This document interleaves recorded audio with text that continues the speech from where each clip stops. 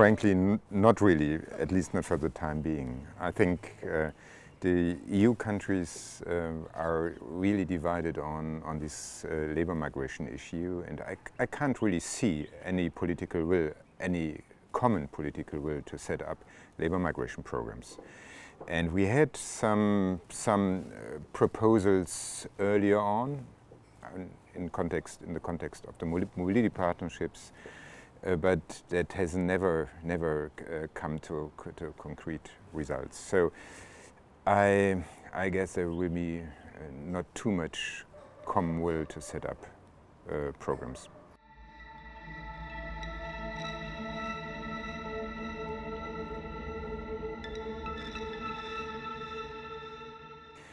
I think the biggest challenge is that labor markets in the member states are so diverse. We have countries like Germany with a really huge labor migration demand, and we have countries like in some Eastern European countries where the demand is much lower.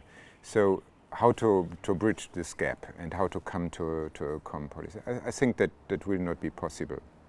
I think the best way would be to set up so-called transnational training partnerships. That means we should try to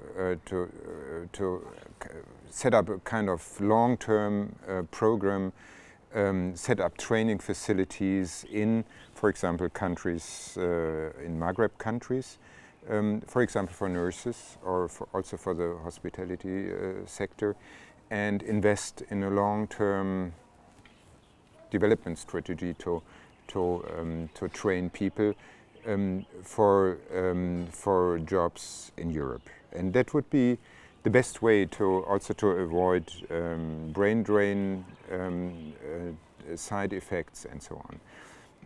But such programs will need let's say, a long-term perspective, and there are no solution for short-term labor shortages. That should be clear.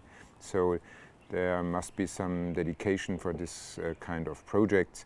Also on the employer side, that will be extremely important. Yeah, we had some experiences with Tunisia, where Germany set up a small pilot projects for unemployed Tunisian IT experts with very good outcomes. But also Morocco, I think, would be a good place. We have a very capable government and administrative structures, and there is some trust between Moroccan and German authorities. So such programs will need some investment and, of course, some long-term perspective.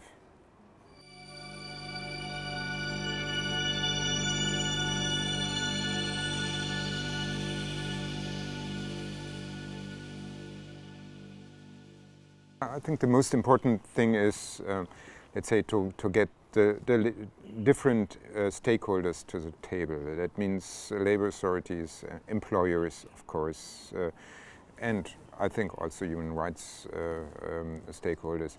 That would be important, to have a dialogue on different interests and how to bridge them.